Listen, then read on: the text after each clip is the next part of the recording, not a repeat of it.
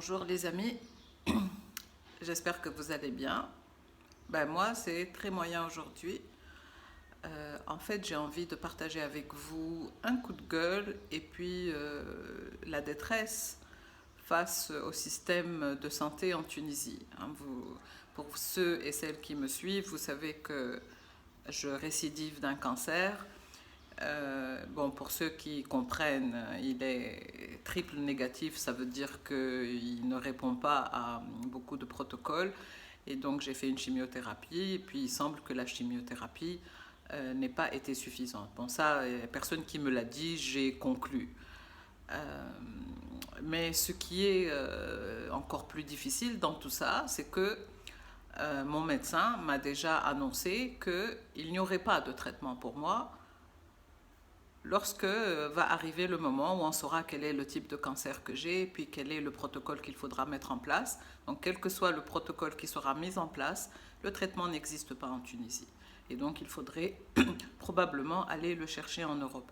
Je parle de moi parce que ça m'impacte directement, mais je sais qu'il y a des centaines, voire des milliers de gens qui vivent la même situation en Tunisie, pas juste pour des cancers, même pour des pathologies pas lourdes, pour des maladies simples. Il y a plein de médicaments qui n'existent pas. Et j'aimerais que vous vous prononcez par rapport à ce système de santé et que vous partagez vos commentaires et que vous me donnez votre avis sur ce que nous sommes tous en train de vivre.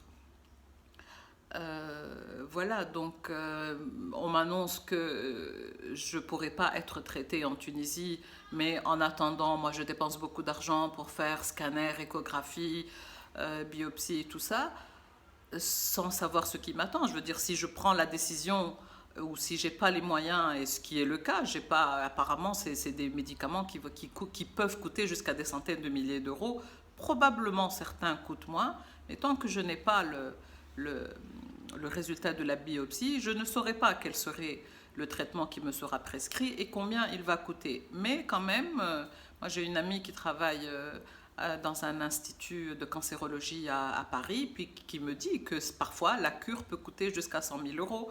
J'espère que je ne ferai pas partie où on ne me donnera pas ce genre de cure.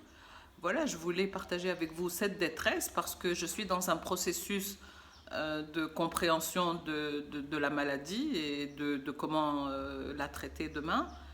Sauf que je ne pourrais pas la traiter.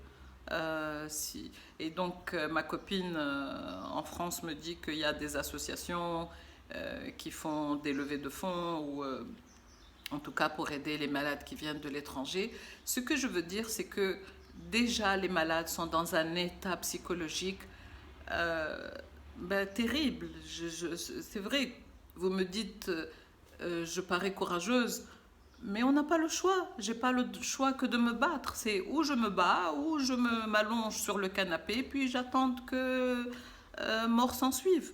Donc, je pense que l'instinct de survie est toujours plus fort, et donc je me bats, mais je peux pas me battre euh, contre un système qui est défaillant.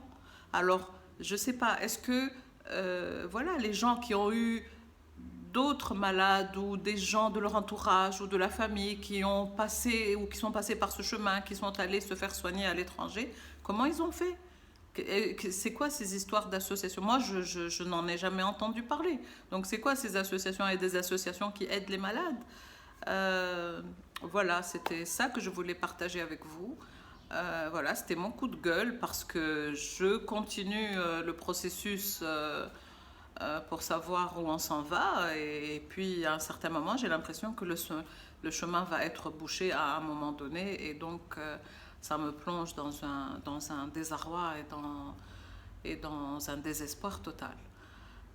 Voilà, c'est ça que je voulais partager avec vous. Mettez vos commentaires, dites-moi ce que vous pensez du système de santé en Tunisie. Je sais qu'il va y avoir plein de commentaires à ce sujet. Mais surtout, partagez les bonnes pratiques. Si vous connaissez des gens, s'il y a des associations qui m'entendent, qui savent comment il faudra faire demain, merci de partager ça avec moi. Au moins, j'aurai une idée peut-être de ce que je pourrais faire demain ou quel chemin prendre. Parce que là, sincèrement, je n'ai aucune idée de comment je vais faire. Voilà. Merci de m'avoir écouté. Si la vidéo a de la valeur pour vous, pour certains de votre entourage, si vous pensez que certains peuvent avoir des réponses, partagez-la s'il vous plaît avec eux.